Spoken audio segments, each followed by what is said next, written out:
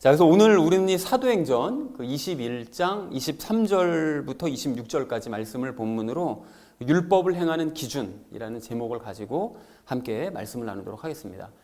우리가 지난주에 바울 일행이 야고보와 또 야고보와 함께하는 장로들을 이제 함께 만난 이야기를 나눴습니다. 그래서 바울이 야고보와 장로들 앞에서 자신이 그동안 했었던 사역을 열심히 보고를 했고요.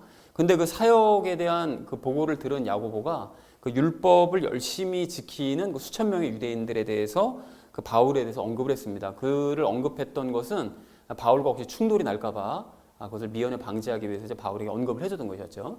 그래서 그와 관련된 이야기 두 가지를 지난주에 우리가 함께 나눴었거든요. 우리 첫 번째로 나눴던 이야기가 무엇이었을까요?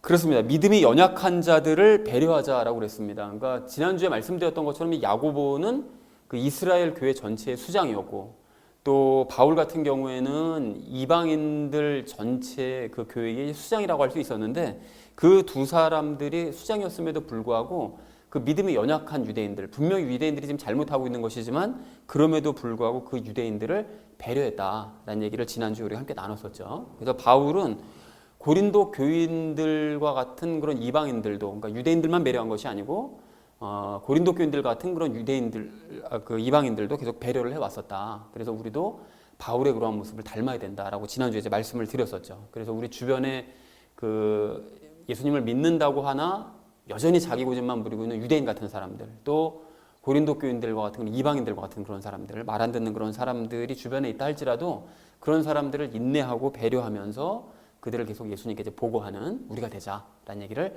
지난주에 첫 번째로 함께 이야기를 나눴습니다. 자, 그런가 하면 두 번째로 우리가 나눴던 이야기가 무엇이었을까요? 그렇습니다. 스스로 깨닫고 돌이키자라고 말씀을 드렸습니다. 지난주 유대인들이 야고보가 유대인들 수천 명이 이제 바울에게 항의를 하러 온다라는 얘기를 이제 미리 언지를 해줬는데요. 사실 그러한 유대인들의 모습은 이방인들보다 더 못한 그런 모습이었습니다. 믿는 이방인들보다 못한 모습이었죠. 그리고 또 그런 유대인들, 즉 모세와 율법에 대해서 뭔가 자기네 마음에 들지 않게 얘기하는 사람들에 대해서는 계속 역사 내내 항의만 하러 다녔었던 그 유대인들의 모습을 살펴보면서 그들이 왜 이렇게 모세와 율법을 떠나지 못하고 벗어나지 못하는가, 그것에 대한 이유도 지난주에 우리가 함께 나눴었죠. 출애굽기 19장에서 하나님께서 말씀하시기를 복을 우선하는 그런 사람들은 영원히 이제 네 말만 믿게 될 거다. 모세 너의 말만 믿게 될 것이다. 라고 말씀하신 그 말씀을 우리가 함께 살펴보면서 이 여전히 복만 우선시하고 있기 때문에 모세와 율법을 그렇게 중시하는 것이다 라는 얘기를 우리가 나눴었고요. 그래서 이 사람들이 거기서 벗어나기 위해서는 하나님께서 역사 내내 말씀하셨던 것처럼 스스로 깨닫고 돌이켜야 된다 라는 얘기를 우리가 또한 나눴었죠.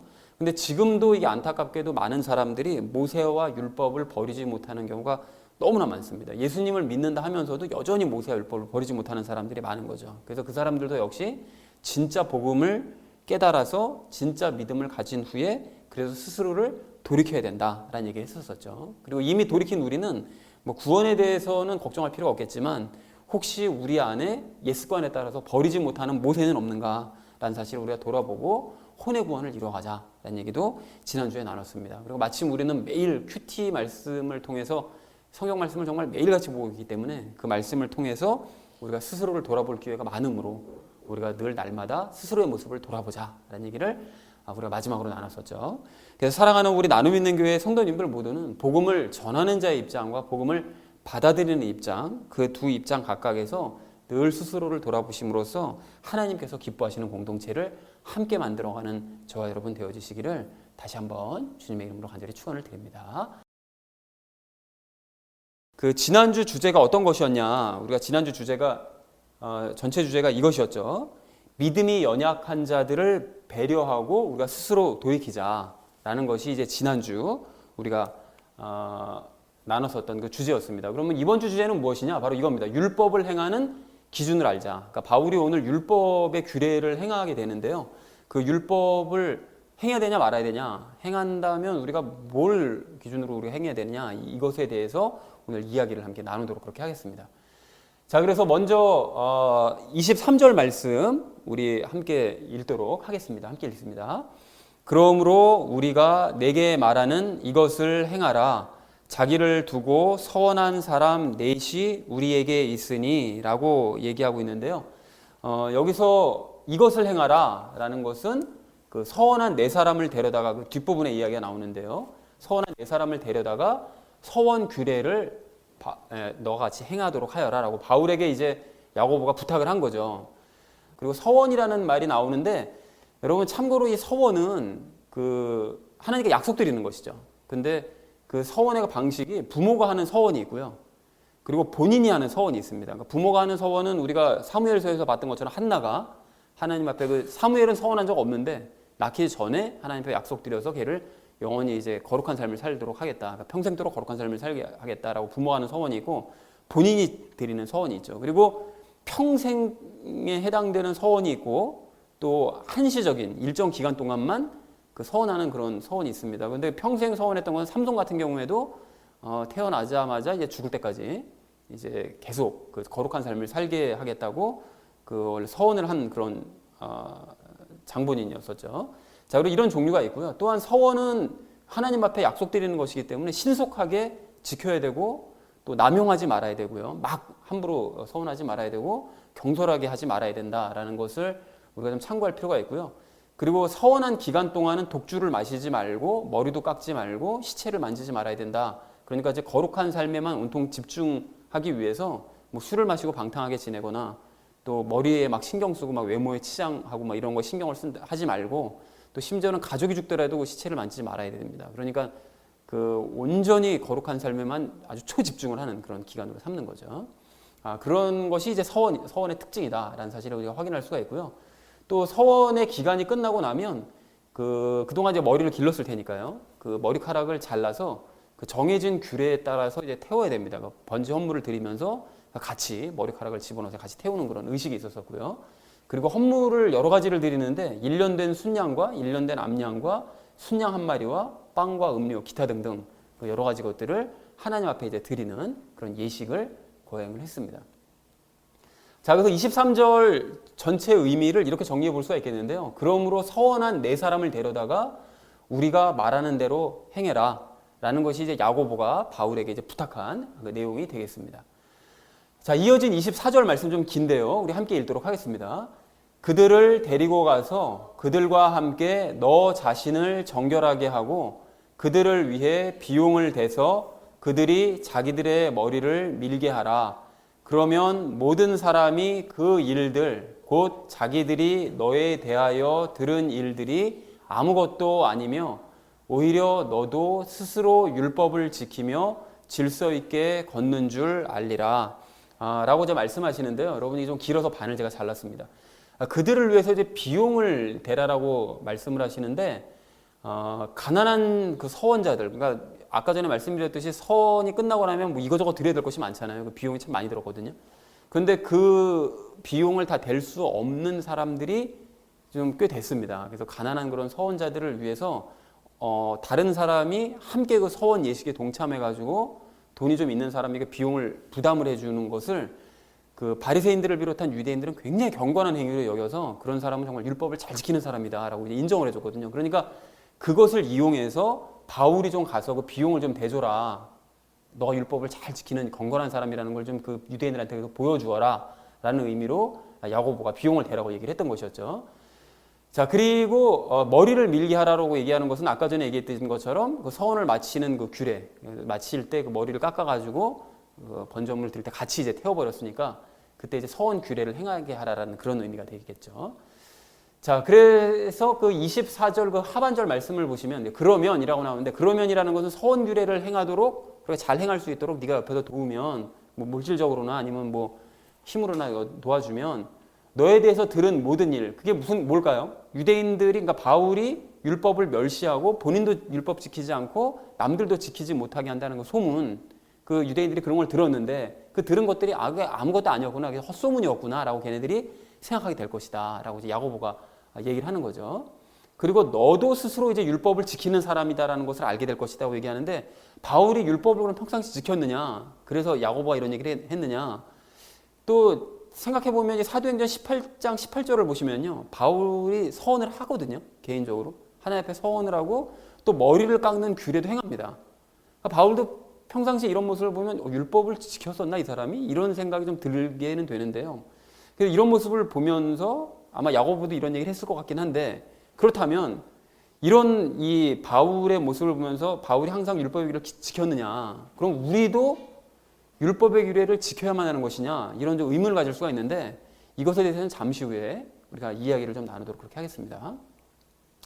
자, 그래서 24절 말씀 전체의 의미를 이렇게 정리를 해볼 수가 있겠는데요.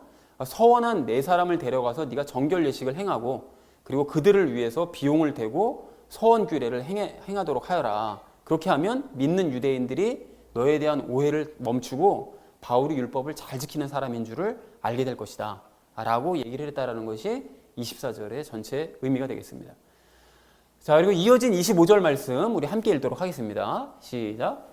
믿는 이방인들에 관하여는 우리가 편지를 써서 결론을 내리되 그들이 그러한 것을 지킬 필요가 없고 다만 우상들에게 바친 것과 피와 목매어 죽인 것과 음행을 피하라고 하였느니라 하니 라고 말씀합니다.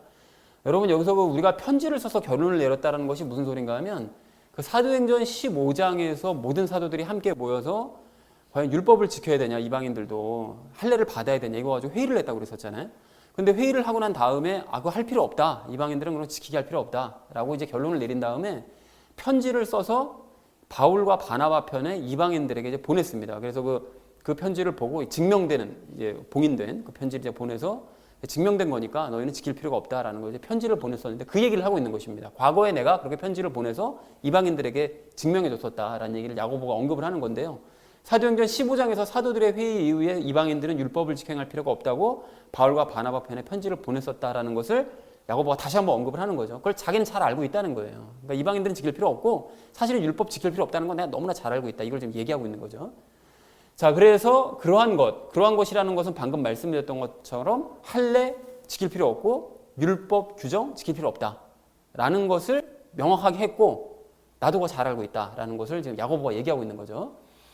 자, 그런데 다만 이방인들이 좀 지켜줘야 될 것이 있는데 그것이 무엇인가 하면 우상들에게 바친 것, 이게 뭘까요? 우상들에게 바쳤던 제물이요. 그리고 피라는 것은 우상의 그 제물에게 바쳤던 그 피, 그러니까 우상의 살과 피를 얘기합니다. 그리고 목매어 죽인 것이라고 되어 있는데 좀 특이하죠. 목매어 죽인 것을 먹지 말라고 그랬으니까 좀 특이한데, 목매어 죽인 것은 이게 목을 베서 이렇게 피를 흘리는, 보통 이제 유대인들이 제사 드릴 때는 목을 베서 피를 흘리고 난 다음에 제사를 드리게 되어 있는데 이방인 제사에서는 그냥 목을 매가지고 목 달아가지고 죽인 다음에 그거를 제물로 드리고 있거든요. 그러니까 피를 쏟지 않고 피째 그냥 먹는 고기니까 결국은 살과 피를 합친 거가 되겠죠. 그러니까 우상에게 바친 것과 그 피가 합쳐진 것이 목매어 죽인 것이 되겠습니다. 똑같은 얘기가 되겠습니다.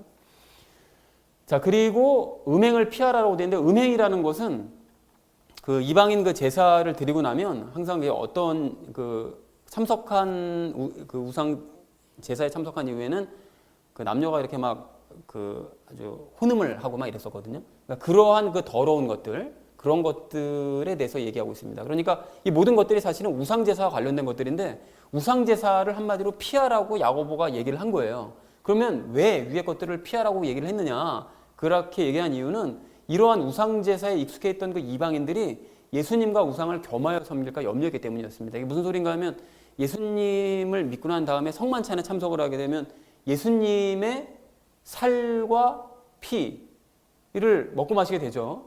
그리고 음행이 아니라 더러운 그 이방 제사장들과 음행을 갖는 것이 아니라 예수님과 연합해야 되는 그것을 우리가 기억을 해야 되기 때문에, 그러니까 그것을 이방인 제사에 익숙한 이 이방인들이 혹시 그 예수님의 그 성만찬을 이방인들의 그 제사들과 막 섞여가지고 막 생각을 해가지고 이상한 생각을 할까봐 이런 우상 제사에는 절대로 참석하지 말아라 라고 얘기를 했다라는 것이 의미가 되겠습니다. 자, 그래서 오직 예수님의 살과 피와 예수님과의 연합만을 기억하게 하기 위한 아주 최소한의 규정, 그러니까 우상 제사는 너희 참석하지 말고 다른 것들은 다 뭐 안 행하고 뭐 다 너희 자유롭게 행해도 된다라고 얘기를 했다라는 것이 야고보의 얘기라는 것이죠. 자, 그런데 이처럼 야고보는 예수님과의 연합 외에는 어떠한 규정도 지킬 필요가 없다는 사실을 너무나 잘 알고 있었고요. 본인도 잘 알고 있었었는데 믿음이 연약한 그 수천 명의 유대인들은 이런 거 사실을 모르고 아직까지 율법에서 벗어나지 못하고 있으니, 그러니까 그들을 좀 배려하자 우리가. 야고보가 그래서 바울에게 권면을 했다라는 내용이라는 것을 우리가 참고하시면 좋을 것 같습니다. 그래서 25절 내용을 이렇게 정리할 수가 있겠는데요. 믿는 이방인들은 율법의 규례들을 지킬 필요가 없고 다만 우상을 겸하여 섬기지만 않으면 된다. 그런 우상 제사에만 예수님의 예배도 참석하고 우상 제사 참석하고 이런 일들만 하지 않으면 된다라고 편지를 통해서 내가 결론을 내렸다라는 것이 25절 전체의 의미가 되겠습니다. 자, 마지막 26절 말씀 우리 함께 읽도록 하겠습니다. 이에 바울이 그 사람들을 데리고 가서 이튿날 그들과 함께 자신을 정결하게 하고 성전에 들어가 그들 각 사람을 위하여 헌물을 드릴 때까지 정결하게 하는 날들을 채운 것을 표적으로 보이니라 라고 말씀하십니다. 그런데 여러분 여기서 그 사람들이라는 것은 당연히 방금 바울이 데리고 왔었던 그 서원한 유대인 네 사람, 그 사람 얘기하는 것이죠. 그리고 자신을 정결하게 했다는 것은 그들과 함께 자신을 정결하게 했다는 것은 어쨌든 그들이 서원 규례를 행하는 것이지만 바울도 거기 이제 함께 참석을 했기 때문에 참석한 바울이 예식에 참석하기 위해서 자기도 이제 정결 예식을 그들과 함께 깨끗하게 하기 위해서 손 씻고 몸을 씻고 하는 그런 정결 예식을 행한 거죠. 그리고 헌물을 드릴 때까지라고 되어져 있는데 각 사람이 서원을 마치는 규례에 따라서 헌물을 드리는 동안이었는데요. 이게 27절 말씀, 우리가 이제 다음 주에 나눌 27절 말씀에 의하면 이게 7일이나 걸렸습니다. 그러니까 네 사람이 여러 가지 절차에 따라서 드리고 이 사람들만 그 성전에 있는 것이 아니라 다른 사람들도 막 가서 막 제사 드리고 하다 보니까 순서에 따라서 하다 보니 시간이 좀 많이 걸리는 거죠. 근데 그렇게 일주일 기간 동안 헌물을 드리고 서원 그 규례를 다 마칠 동안 옆에서 바울이 뒷수발을 이제 했던 것이었죠. 자, 그래서 정결하게 하는 날들을 채운 것을 표적으로 보였다는 건 무슨 소린가 하면 바울이 네 사람의 이제 뒷수발을 들면서 그 사람들이 나사렛 사람, 즉 그 정결한 그 서원 규례를 서원을 한 사람들을 나사렛 사람이라고 얘기하는데 그 나사렛 사람으로서 성실하고 정결하게 정해진 날들 기간 동안 다 이 사람들이 거룩하게 지냈다라는 것을 제사장에게 증명을 해줬다라는 것이죠. 그렇게 바울이 이제 대신 이제 얘기를 해주고 그리고 잘 성실하게 수행했으니 정결례를 잘 마치도록 해주십시오라고 옆에서 증인이 되어줬다라는 것이 의미가 되겠습니다. 자, 그래서 26절 말씀을 정리하면 이렇게 될 수가 있겠는데요. 이튿날 바울은 네 사람을 데리고 성전으로 가서 각 사람이 헌물을 드리며 서원 규례를 다 완수하는 동안 뒷수발을 하며 그들을 위해 증언까지 해주었다라는 것이 26절 전체 의미가 되겠습니다. 자, 이렇게 전체를 나눴다면 각절 말씀을 이렇게 이제 간략하게 정리해 볼 수가 있겠는데요. 서원한 네 사람을 데려다가 다음과 같이 행해라. 이제 야고보 얘기입니다. 이것 행해라. 즉 서원 규례를 행하도록 너가 비용을 대고 거기에 동참을 해라. 그리하면 유대인들이 너에 대한 오해를 풀게 될 것이다. 라는 것이 24절의 내용이고요. 그리고 이방인들은 이러한 규례를 행할 필요가 없다는 사실을 우리는 잘 알고 있다. 야고보를 비롯한 장로들 그리고 바울 너도 잘 알고 있지만 우리가 유대인들을 배려해야 되지 않겠냐라는 의미로 25절에서 얘기를 했다라는 것이죠. 그리고 마지막 26절은 그래서 바울이 그 의미를 너무 잘 알고 있었기 때문에 동의한 바울이 다음날 네 사람과 함께 성전으로 올라갔고 서원 규례를 행하는 일주일 동안 그들을 옆에서 열심히 도왔다라는 것이 26절의 의미가 되겠습니다. 자, 그래서 결론을 이렇게 맺어볼 수가 있겠는데요. 바울은 율법의 규례들을 오늘 행하잖아요. 그러니까 그 사람들과 함께 동참해서 이제 행하고 그들을 열심히 도와주는데 그렇다면 우리도 그런 율법의 규례를 행해야 되는 거냐? 과거 바울이 그 사도행전 18장 18절에서도 율법의 규례를 개인적으로도 행했다고 하고 지금은 또 유대인들이 행할 때 옆에 같이 도왔다고 하니 그럼 우리도 율법의 규례를 행해야 되는 건가? 라고 이제 생각을 할 수가 있는데 그러면 율법의 규례들은 어떤 경우에 어디까지 지켜야 되는 것이냐? 이것에 대해서 오늘 우리가 이야기를 나눠보도록 하겠습니다. 그래서 율법을 행하는 기준을 알자라는 것이 이제 오늘의 결론이 되겠습니다. 그래서 여기까지 우리가 이야기를 나누셨다라면 나머지 부분들은 삶에 적용을 하면서 함께 나머지 이야기를 나누도록 하겠습니다. 그 율법을 행하는 그 기준을 알아야 될 우리가 오늘 첫 번째로 함께 나눌 이야기는 율법을 지켜야 되는지부터 확인하자라는 것입니다. 여러분 사실 이 주제에 대해서는 우리가 로마서를 나눌 때 몇 번 얘기를 나눴었는데요. 여러분 우리가 그리스도인으로서 율법의 조항들을 지킬 필요가 있습니까? 없습니까? 어떨까요? 없는 것 같죠? 그래서 로마서 3장 20절 말씀을 보면 이렇게 되어 있거든요. 율법의 행위로는 어떤 육체도 그분의 눈앞에서 의롭게 될 수 없나니 율법으로는 죄를 알게 되느니라. 그리고 또 같은 장 28절 말씀을 보면 또 이렇게 되어 있거든요. 우리가 결론을 내리노니 사람은 율법의 행위와 상관없이 믿음으로 의롭게 된다. 율법은 상관없이 그냥 믿음으로만 우리가 의롭게 되는 거다라고 말씀하시고요. 그리고 4장 15절 말씀도 보면 율법이 진노를 이루기 때문이니 율법 없는 곳에는 범법도 없느니라. 그러니까 율법은 그냥 진노만 이룰 뿐이라는 거예요. 그러니까 율법이 필요 없이 우리가 믿음으로만 신앙생활하면 된다라고 이제 말씀하시더라는 거죠. 그러니까 이런 말씀들을 이제 종합해 보면 왠지 그 율법은 그리스도인들과는 어울리지 않는 것 같다. 그런 느낌이 들잖아요. 그렇죠? 그러니까 이런 말씀들을 보면 율법을 지키지 않는 것이 맞겠다라는 생각이 이제 드는데, 자, 그런데 여러분 같은 그 로마서 3장 31절 말씀을 보면 이렇게 되어 있는데 여러분 한번 들어보십시오. 그런즉 우리가 믿음을 통해 율법을 헛되게 만드느냐? 결코 그럴 수 없느니라. 참으로 우리가 율법을 굳게 세우느니라. 이렇게 말씀을 하세요. 그러니까 앞에서는 율법 필요 없다라고 얘기하는 거 이렇게 하는 것 같은데 우리가 율법을 굳게 세우는 거다 말씀하시고요. 또 심지어 예수님께서도 마태복음 5장 17절에서 내가 율법이나 대언자들의 글을 폐하러 온 줄로 생각하지 말라. 나는 폐하러 오지 아니하고 성취하러 왔노라. 이렇게도 말씀하시더라는 것입니다. 그리고 오늘 본문 말씀도 보시면 이 야고보가 그 본인이 율법 규례 행할 필요 없다라고 분명하게 얘기하고 나도 그거 잘 알고 있다라고 얘기하면서 바울에게는 율법의 규례를 지켜달라고 부탁을 하고요. 또 바울도 역시 그런 야고보의 말에 따라서 유대인들을 데리고 성전 가서 율법의 규례들을 일주일 동안 열심히 뒷수발하면서 지켜주더라는 것입니다. 그러면 이런 모습을 종합해서 봤을 때 그럼 또 지켜야 되는 거 아닌가? 라는 생각이 또 들기도 한단 말이죠. 또한 이 시대의 어떤 목사님들은 그 10계명 지키지 않으면 천국 못 간다, 다 지옥 간다 이렇게 주장하는 분들도 계시거든요. 그리고 또 다른 어떤 사람은 유월절은 영원히 지켜야 되는 규례다. 그러니까 실제로 또 그렇게 말씀을 하셨어요. 이것은 너희 자손의 대대로 영원히 지켜야 될 규례다 이렇게 말씀하셨거든요. 그러니까 영원히 지키라고 말씀하셨기 때문에 지금도 유월절 절기는 지켜야 된다. 이런 주장을 하시는 분들도 계시거든요. 그러니까 이런 얘기들을 들었을 때 그러면 우리가 율법의 규례들을 지켜야 되는 거 아닌가. 이런 걸 종합했을 때 그리스도인이지만 율법의 규례들을 지켜야 되는 거 아닌가. 그래서 수천 명의 유대인들이 그렇게 막 흥분하면서 바울에게 따지러 온 거 아닌가. 이런 생각을 하실 수가 있는데 그러면 지켜야 됩니까? 말아야 됩니까? 우리는 지키지 않아도 됩니다. 여러분. 왜 그렇죠? 왜 그런 거죠? 오늘 25절 말씀을 보시면 분명해져요. 25절에서 야고보가 뭐라고 말하죠? 믿는 이방인들은 율법의 규례를 굳이 지킬 필요가 없고 우상 숭배만 조심하면 된다라고 말을 하더라는 거예요. 근데 우리가 누굽니까? 우리는 혈통적으로 따지면 당연히 유대인 아니고 이방인이죠. 혈통적으로. 그러니까 영적으로는 유대인 맞는데 혈통적으로는 당연히 이방인이기 때문에 당연히 그 결정, 오늘 25절에서 다시 한번 얘기한 그 결정에 따라서 우리는 당연히 율법의 규례들을 지킬 필요가 없습니다. 다만 25절에 있는 말씀처럼 늘 우리는 예수님의 살과 피만을 기억해야 되고 또한 예수님과의 연합과 반대되는 것들은 당연히 금해야 되겠죠. 그런 것들은 우리가 피하고 지켜야 되겠지만 그 나머지 것들 율법의 규례들은 당연히 지킬 필요가 없다라는 것입니다. 자, 그러니까 결론적으로 우리는 예수님과의 연합만으로 충분한 사람들이기 때문에 그것 외에 다른 어떤 것들을 반드시 지켜야만 한다. 이런 규정들은 우리에게 없다는 것이죠. 하지만 믿음이 만약에 연약한 어떤 사람이 막 이런 말씀을 깨닫지 못해가지고 율법 안 지키면 안 되는데 10계명 안 지키면 안 되는데 막 이렇게 막 안달을 하고 막 그것 때문에 막 시험 들고 그렇게 되면 큰일 나겠다.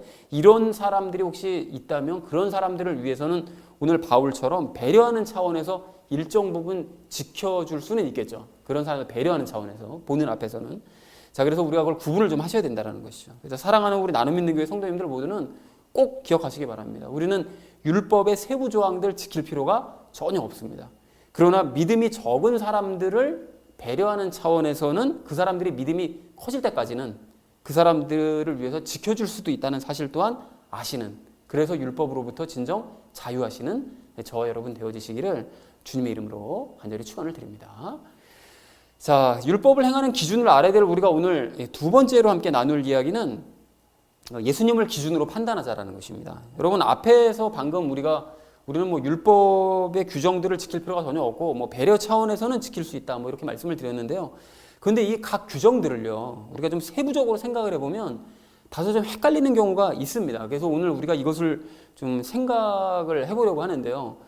지금 이 시간은 그래서 헷갈릴 만한 율법 규정들을 함께 생각해 보면서 자체적으로 테스트해 보는 시간, 나의 실력을 쪽지 시험을 보도록 하겠습니다. 종이를 나눠드릴 수는 없고요. 제가 이제 구두 시험을 보도록 그렇게 하겠습니다. 그래서 이 시간에 여러 가지 규정들을 여러분 한번 잘 생각을 해보시고 또한 깨달음을 얻으셔서 앞으로는 율법 규정 때문에 헷갈려하지 마시고 누군가가 이에 대해서 이제 물어보더라도 그것에 대해서 잘 대답해주는 저와 여러분 되어지기를 간절한 마음으로 소망을 합니다. 자, 그런데 테스트에 앞서서 힌트부터 먼저 말씀을 드리자면 헷갈리실 때는 항상 누구를 기준으로 생각해야 된다고요? 항상 예수님을 기준으로 생각을 하시면 됩니다. 그러면 답을 이제 어지간한 건 얻을 수가 있습니다. 자, 그래서 첫 번째 질문이요. 오늘 본문에서 야고보는 서원규례를 지키라고 바울에게 요청을 했잖아요. 서원규례를 좀 지켜달라. 바울은 또 유대인들과 함께 서원규례를 행했거든요. 물론 지금도 우리가 서원을 할 수는 있습니다. 하나님 앞에 이제 서원하면서 이렇게 해주십시오. 라고 난 그럼 이걸 지키겠습니다. 라고 이제 서원을 할 수는 있는데 우리도 바울처럼 그 이후에 그 서원 규례까지 행해야 되느냐? 행해야 될까요? 당연히 행할 필요 없다. 라고 대답하고 싶으시겠지만 아까 우리가 나눴던 것처럼 설명드렸던 것처럼 바울은 사도행전 18장 18절에서 개인적으로 서원을 한 이후에 머리카락 자기 잘라가지고 서원 규례를 행했거든요. 그리스도인이고 아무도 보는 사람 없어요. 자기 혼자만 알고 있어요. 하나님과. 서원 규례 안 행해도 되잖아요. 그리스도인이니까. 그럼에도 불구하고 행했단 말이죠. 그러면 서원 규례를 바울처럼 우리도 행해야 되는 거 아닙니까? 행해야 됩니까? 아닙니까? 행할 필요가 없다고 하네요. 잘했습니다. 행할 필요 없습니다. 여러분 근데 왜 그런 것인지 한번 생각해 보세요. 왜 그런 거냐? 우리가 원인을 분명하게 해야 되잖아요. 그래서 왜 그런 것인지 여러분 생각해 볼 필요가 있는데 여러분 서원이라는 게 뭡니까? 서원이라는 것은 뭔가 내가 하나님께 요청할 것이 있어서 일정 기간 동안 또는 평생 동안 내가 거룩한 삶을 살겠다라고 하나님께 이제 약속을 드리고 그리고 그 기간을 잘 지켜서 내가 행하면 내가 요청한 것에 대해서 그 잘 지켜 행하면서 내가 요청하는 바가 있잖아요. 그럼 그것을 하나님께 이제 말씀드릴 때 하나님께서 응답해 주시는 이 시스템이 이게 서원기도 시스템이에요. 이게 그러니까 반대도 가능하죠. 먼저 하나님께서 요청해 주신 걸 응답해 주시면 내가 이 모든 것들 거룩한 삶을 살아내겠습니다. 일정한 기간이나 평생도록 한나나 삼손의 경우가 이제 그런 서원의 기도의 예죠. 자, 그런데 바울 같은 경우는 바울뿐만이 아니라 사실 우리도 이미 예수님과 우리는 연합했습니다. 연합했기 때문에 우리는 자동적으로 거룩해진 사람들이에요. 영원히 그것도 뭐 일정 기간이나 평생이 아니라 아예 영원토록 이미 우리의 영은 거룩해진 사람들입니다. 우리가. 그렇기 때문에 우리는 일정 기간이나 평생 동안 거룩한 삶을 살겠다고 굳이 서원 기도 자체를 할 필요가 없는 사람들인 거예요. 원래 뭐 거룩한 삶을 살겠다 이렇게 약속드릴 필요도 없습니다. 그렇기 때문에 우리는 자동적으로 그 이후에 서원 규례도 행할 필요가 없는 거죠. 그러니까 이렇게 예수님과의 연합을 기준으로 생각하면 명확해진다는 것입니다. 자, 그런데 문제가 뭐냐면 그렇게 우리의 영은 거룩해졌기 때문에 서원 기도를 할 필요도 그 이후에 서원 규례를 행할 필요도 없긴 없지만 문제는 뭔가 하면 우리 육신 안에 남아있는 죄가 문제입니다.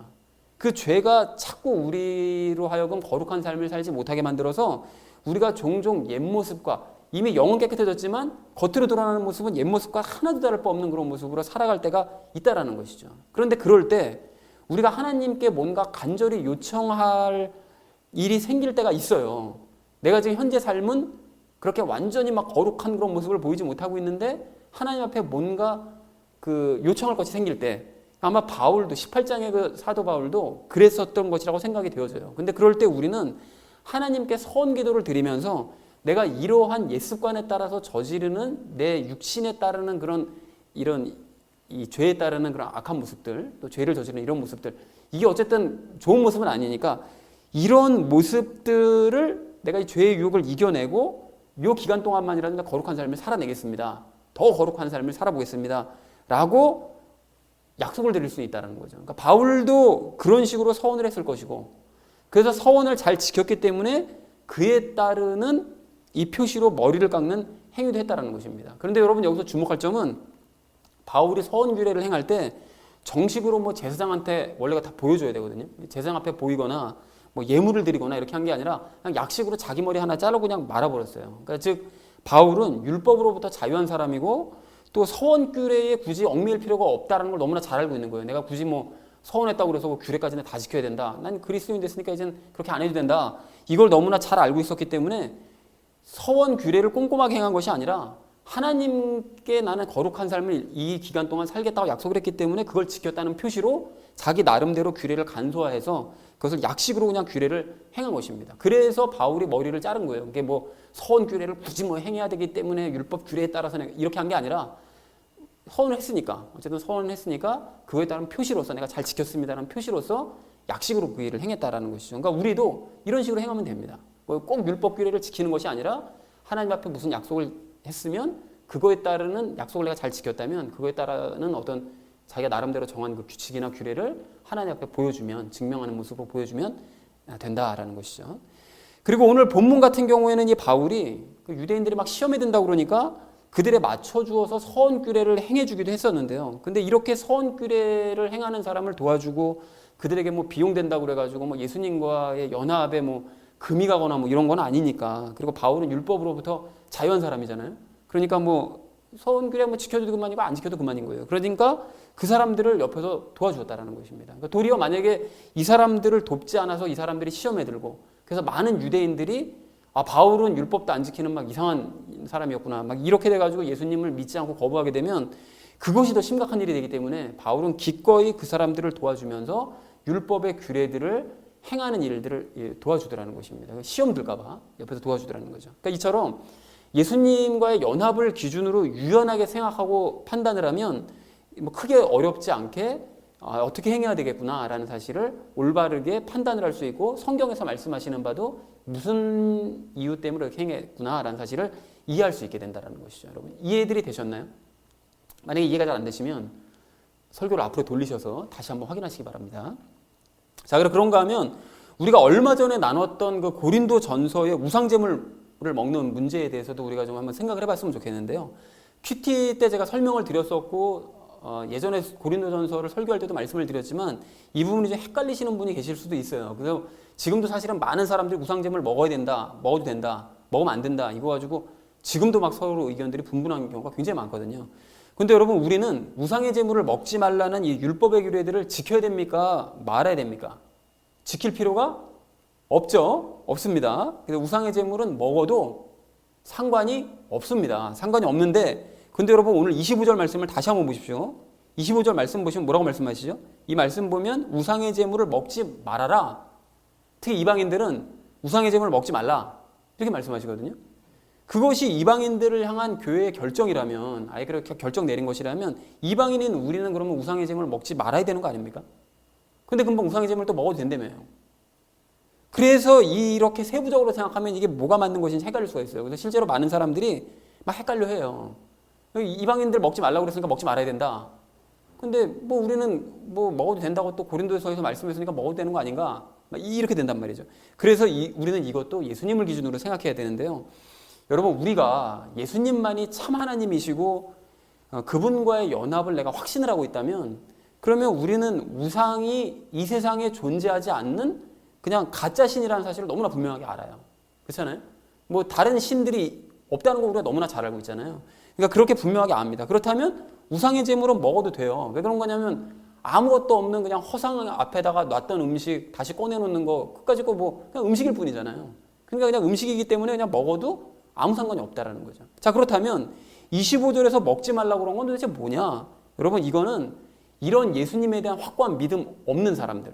그러니까 즉 예수님을 믿는다고 하면서도 그 우상도 신이다라고 생각하면 실제로 신이라고 생각하면서 우상도 함께 섬기는 그런 이방인들 그리고 신앙이 왔다 갔다 하는 그런 이방인들에게 주신 말씀이라는 거예요. 지금도 그런 사람들 있잖아요.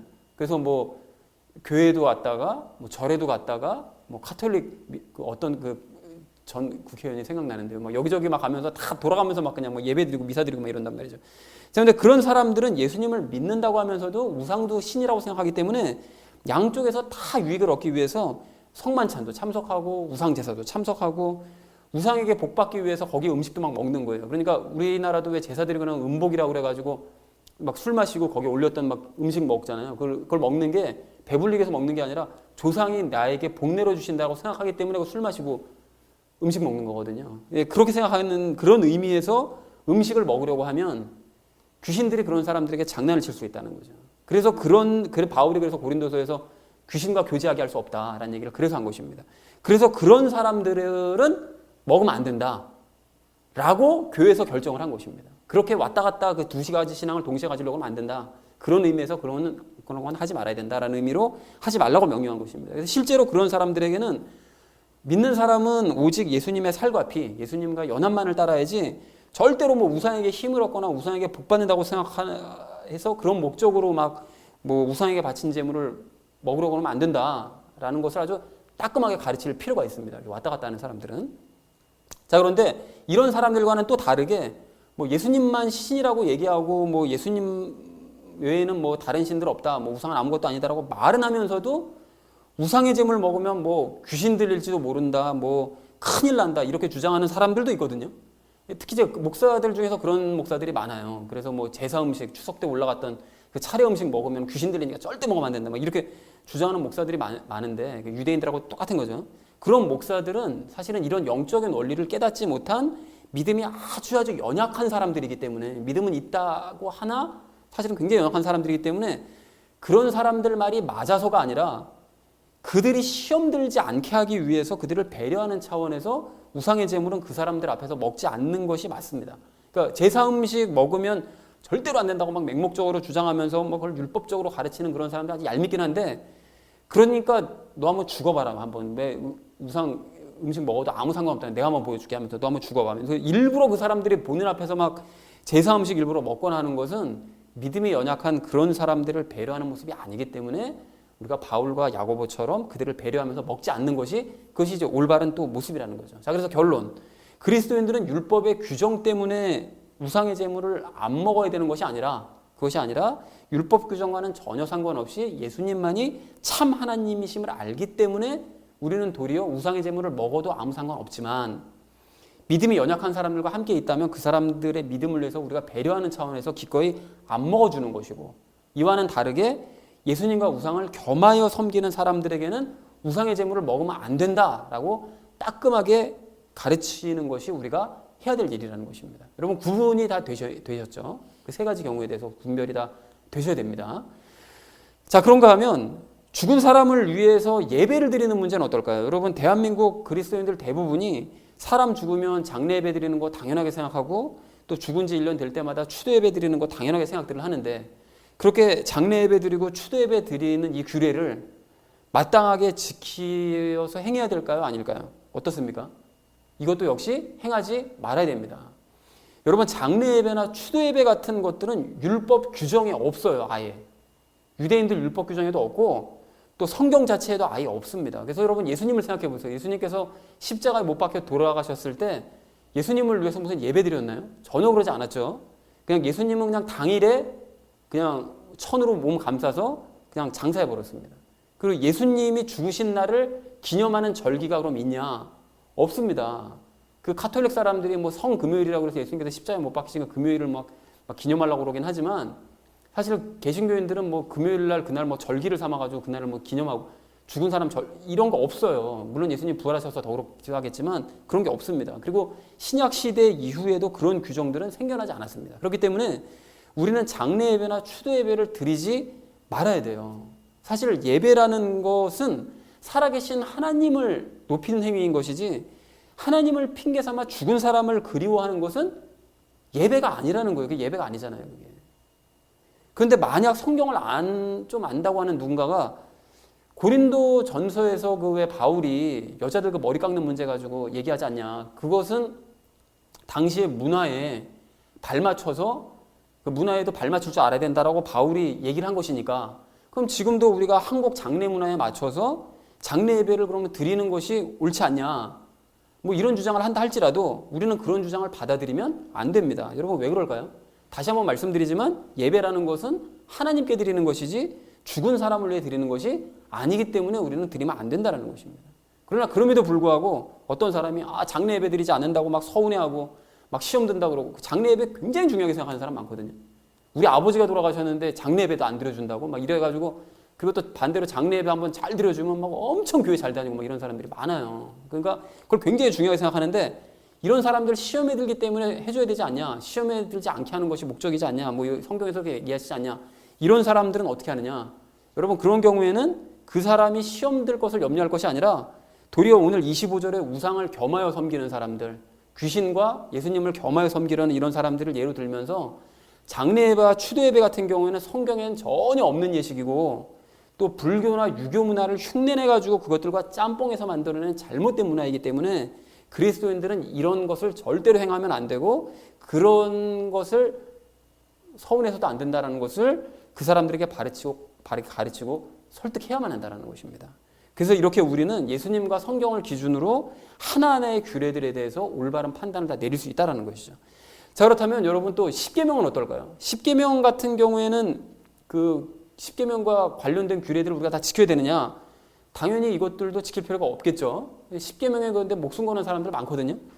그런데 그 10가지 계명들에 대해서 다 지금 이 시간 언급하려면 시간이 너무 많이 걸립니다. 왜냐하면 십계명과 관련된 규례들만 613가지예요. 그걸 다 얘기할 수는 없잖아요.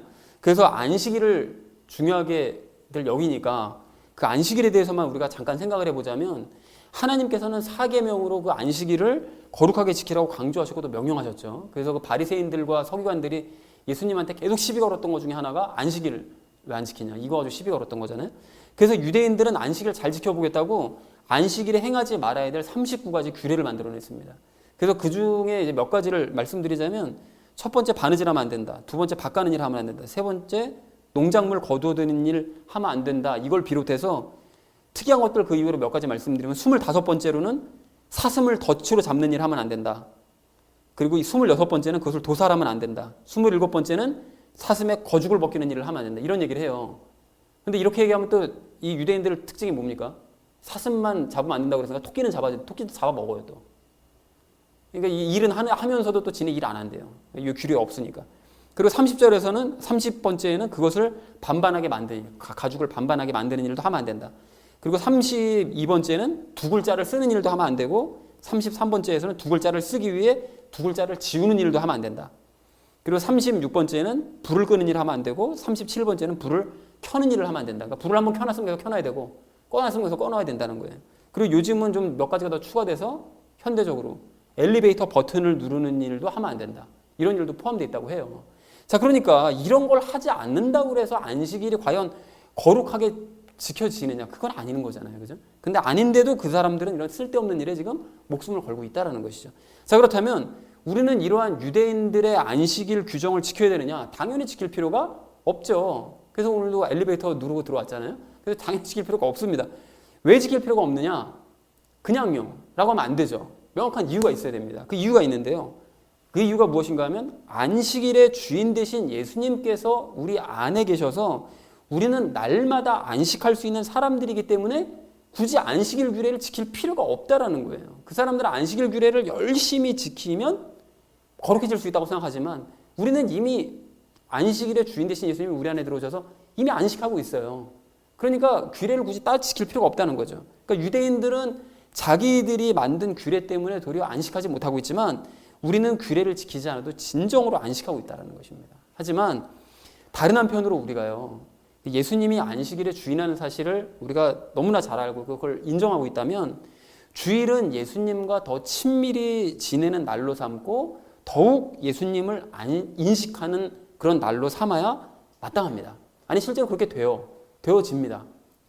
그래서 그에 대한 한 가지 표현으로서 우리가 예수님과 더 친밀해지고자 하는 그런 표현으로서 우리가 예배에 적극적으로 참석을 하는 거예요. 그래서 우리 온라인으로 지금 예배 드리시는 우리 성도님들도 굳이 이렇게 화면을 봐가면서까지 예배를 드리는 이유는 우리가 예수님과 더 친밀해지겠다라는 그런 의지의 표현이라는 것이죠. 그것이 굳이 일부러 하겠다라는 기보다는 당연히 이렇게 되어지는 거예요. 우리가 그리스도인이기 때문에. 자, 그래서 선배들도 그랬기 때문에 안식일에 막 모이기 위해 힘썼던 것이었고 우리가 얼마 전에 그 바울이 드로아에 갔었을 때 그 성도들이 모여서 예배를 드릴 때 아침에 모여서 예배를 드리기 시작했는데 밤까지 예배가 이어지고 아예 밤을 새가지고 예배를 드렸잖아요. 그 사람들이 왜 그렇게 다음날 일할 사람들임에도 불구하고 아침서부터 밤을 꼴딱 새가지고서는 막 열몇 시간씩을 예배를 드렸냐. 왜 그랬는가 하면 예수님과 더욱 친밀해지고자 하는 그 안식일에 더 친밀해지고자 하는 그런 그 끓어오르는 열정을 표현할 수밖에 없는 거죠. 그렇게 되어질 수밖에 없는 상태였기 때문에 그 열심을 냈다라는 것입니다. 자, 그러니까 유대인들은 안식일을 거룩하게 지켜보겠다고 쓸데없는 규정이나 만들어서 그걸 기계적으로 지키면서 이걸 지켰으니까 나는 만족한다. 난 그렇기 때문에 안식일을 잘 보낸 거야. 이렇게 쓸데없는 짓들을 하고 있지만 우리는 그 사람들과는 비교할 수 없는 하나님을 정말 사랑하는 그 넘치는 열정을 가지고서 자발적으로 하나님과 더 가까워지기 위해서 우리가 예배를 드리기 때문에 우리는 그러한 기계적인 규례들을 지킬 필요가 없을 뿐만이 아니라 자발적이고도 열정적으로 안식일을 거룩하게 지킬 수밖에 없다는 것입니다. 그러니까 우리는 이미 규례를 넘어선 사람들이라는 거예요. 자, 그러나 여기서 조심할 점이 있는데요. 나는 어떤 규례에도 얽매이지 않는 그런 자유로운 그리스도인이기 때문에 그 자유가 아니라고 그랬는데, 난 예배조차 얽매이지 않고 나는 그냥 예배 드리고 싶지 않을 때는 편안한 마음으로 예배 안 드릴 거야. 이렇게 생각을 한다면 그런 사람은 안식일을 거룩하게 지키는 사람도 아니고 예수님을 안식일의 주인이라고 생각하는 사람도 아니고 규례를 핑계로 사실은 방종하는 유대인들보다 더 문제가 많은 사람이라는 사실을 우리가 절대로 잊어서는 안 됩니다. 자, 그렇다면 이와 마찬가지로 이렇게 이제 안식일을 이런 이유 때문에 우리가 지키지 않아도 된다라는 사실을 이제 알았는데, 그렇다면 마찬가지로 그 다음 계명들, 살인하지 말라, 간음하지 말라, 이런 것들도 다 예수님과의 연합을 중심으로 다 생각해 볼 수가 있겠죠. 지켜야 되나 말아야 되나. 그런데 참고하실 것은 마태복음 5장에서 예수님께서 말씀하시잖아요.